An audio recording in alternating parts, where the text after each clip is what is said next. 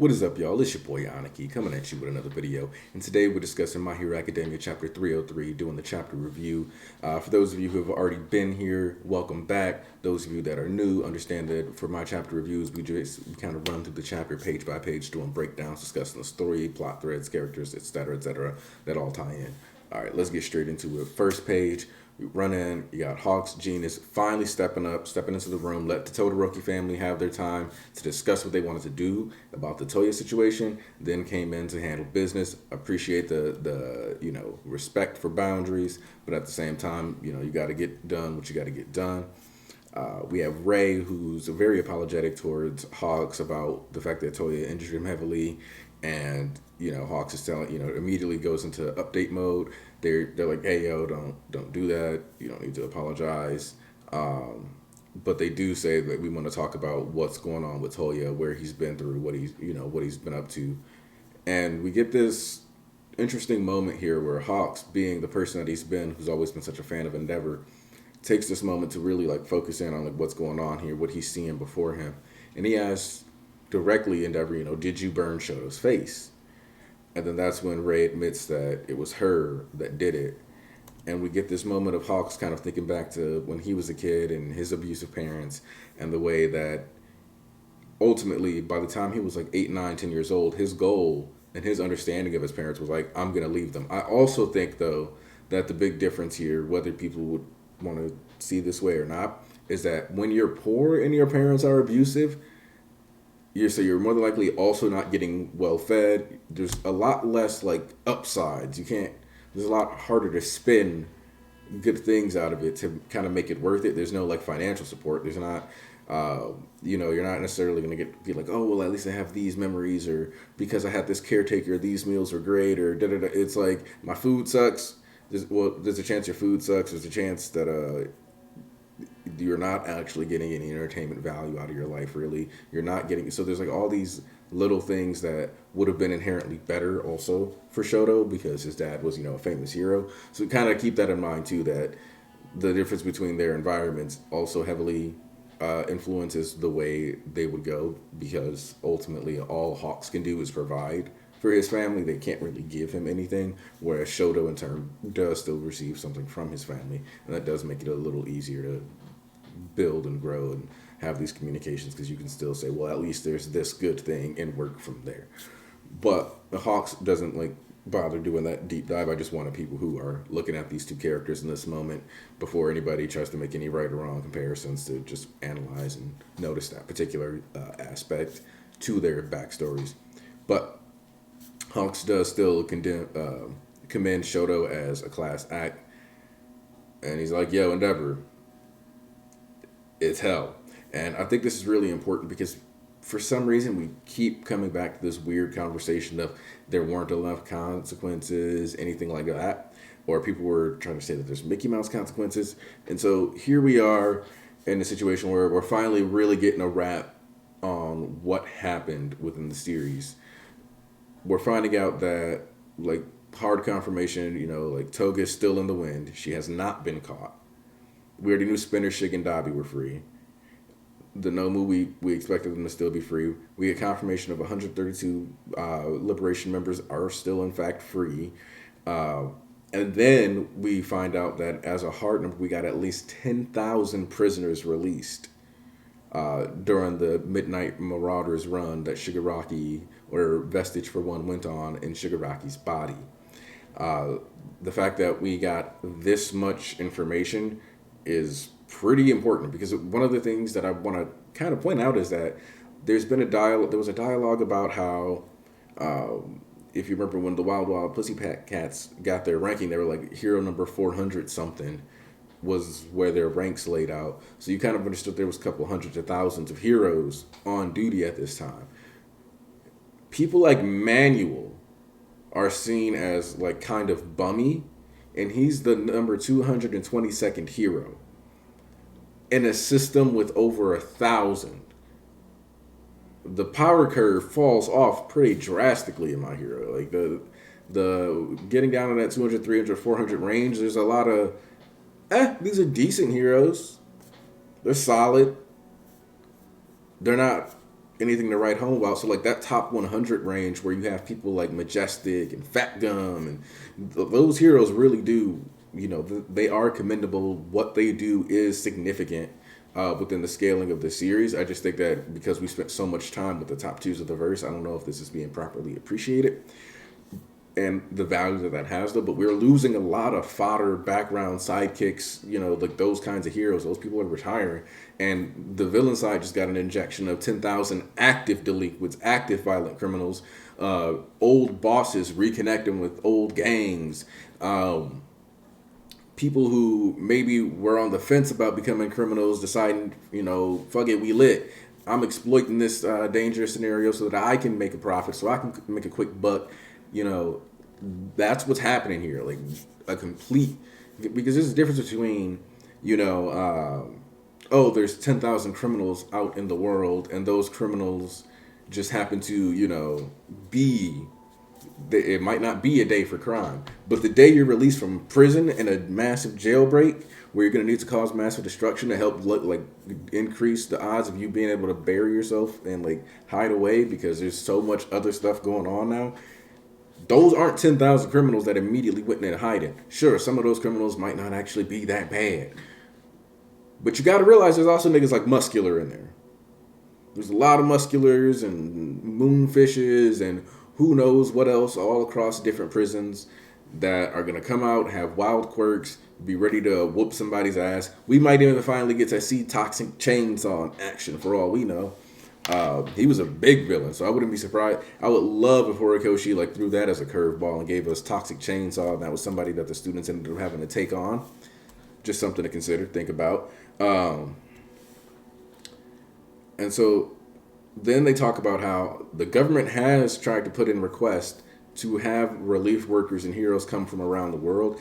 That was a big discussion, are we going to get international heroes to come here? But because the Safety Commission got folded by Redestro, because Redestro caught that massive W, the bureaucracy machine has stalled out, and they don't have international heroes yet.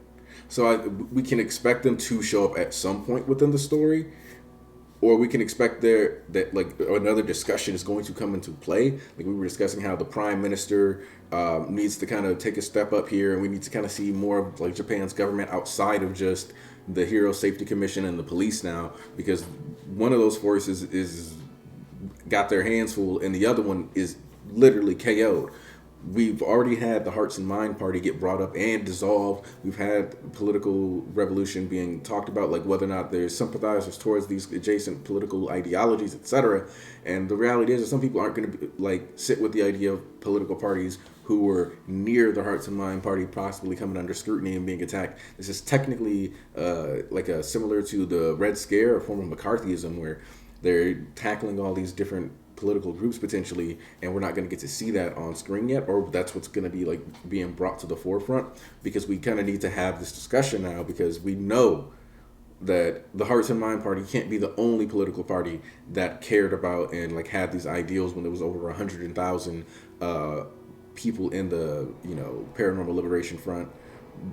So for me, I just kind of need to see if I just really want to see the political leaders, Parliament, bring in some of this stuff, finally get the real government on their feet. Maybe let us meet a general or two to really see what the military and My Hero Academia is about. And then that back into the main story though, Endeavor, Hawks, and Genus essentially agree to do a trio team up.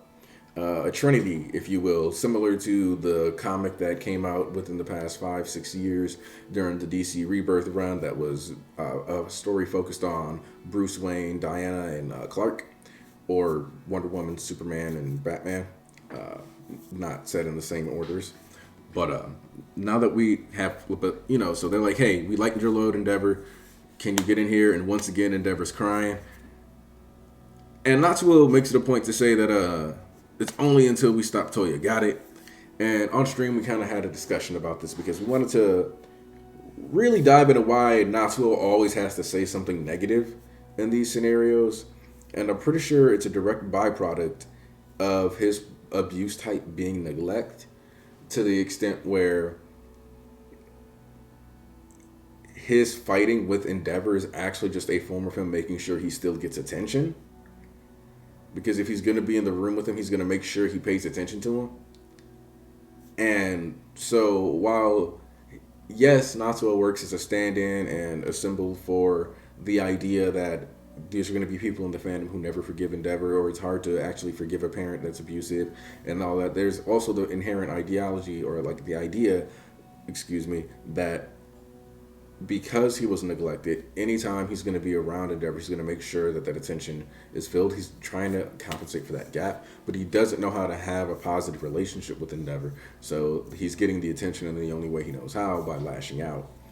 Similar to like how Naruto lashed out at the villagers because they weren't giving him attention when he was growing up. So it's a behavioral pattern that like will persist and exist in adults. It's not something that just goes away. You'll find people who are in their 30s, 40s, 50s who still have this same kind of approach to things, where they always have to like throw something extra in there, like say something petty just to make sure you're really like giving them all the attention they want.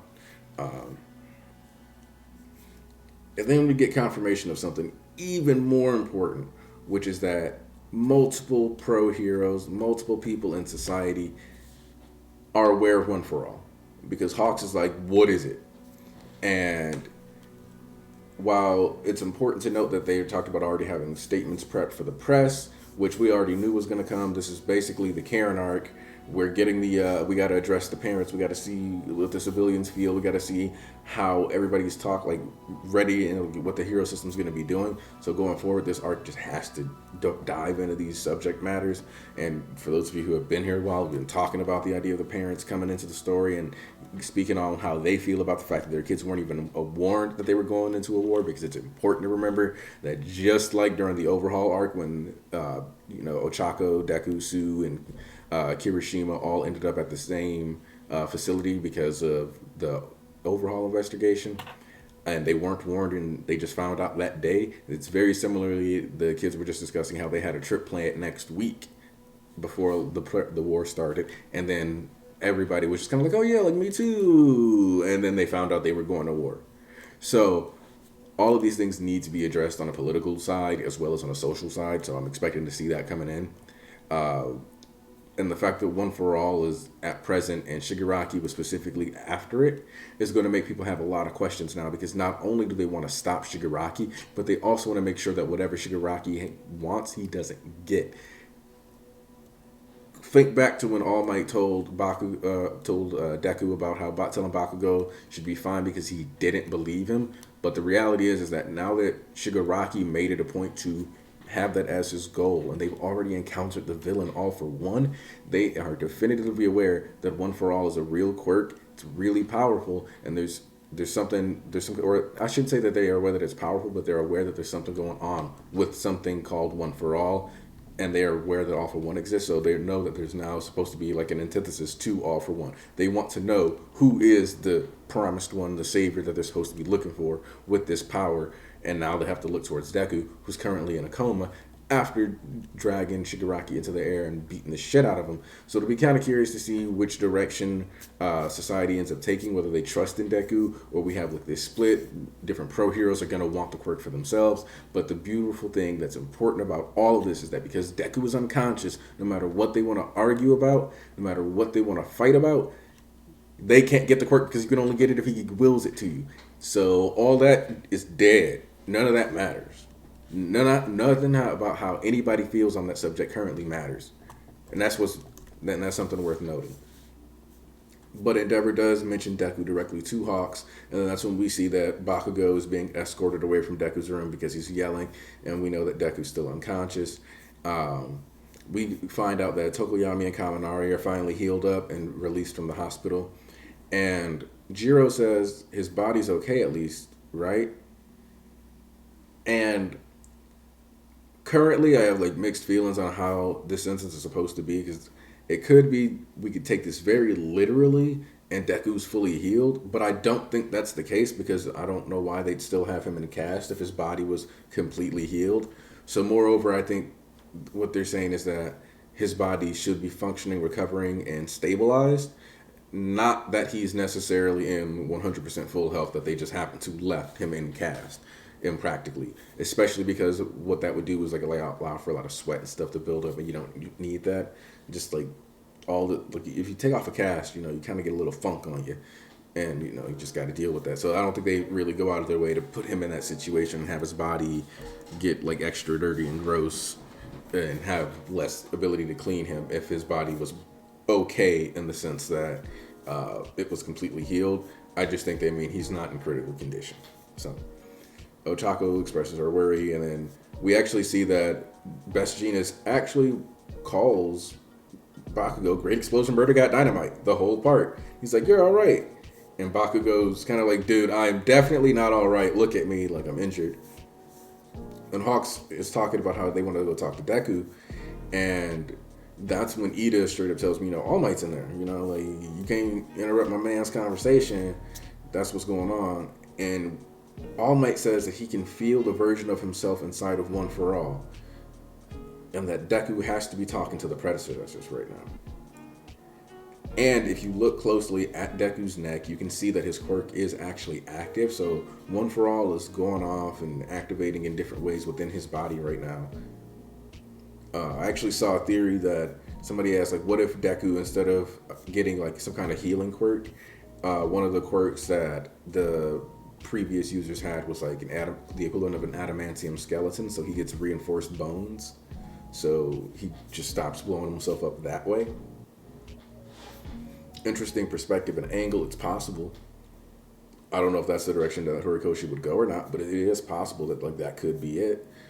In which case his body might just be processing and adding a new quirk and basically updating his hardware so that his body's ready to function when he wakes up. I don't know how I'd feel about him getting 3 quirks off of this one war, but I mean, if he got that quirk, it would basically mean that whole, oh yeah, we might be over in like 2 to 3 years thing that Hori said is probably to be taken a lot more literally now.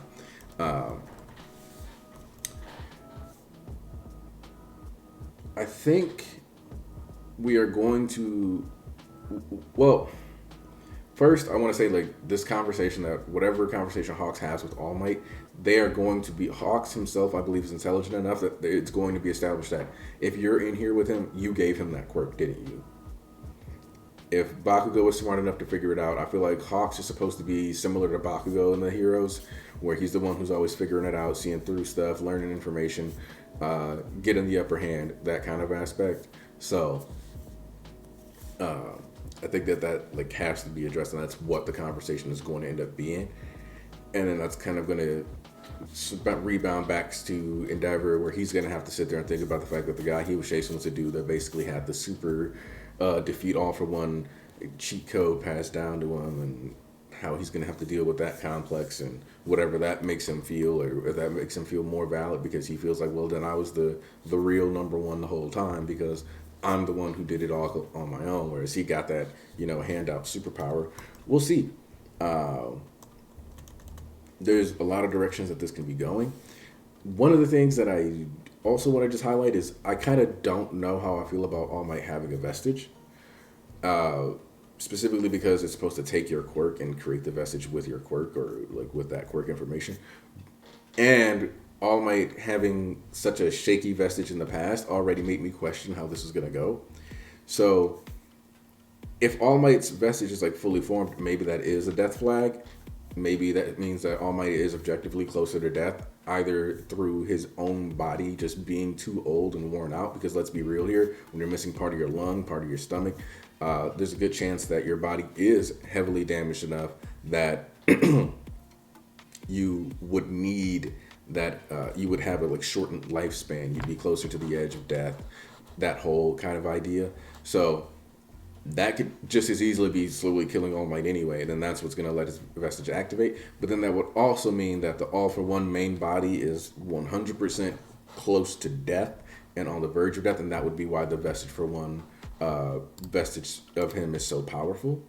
Of course, you could also argue that the quirk stockpiles the person's personality and information and energy over time. And so, because All For One has had the quirk so long, that's why his personality is so powerful within the vestige and his consciousness is still prominent.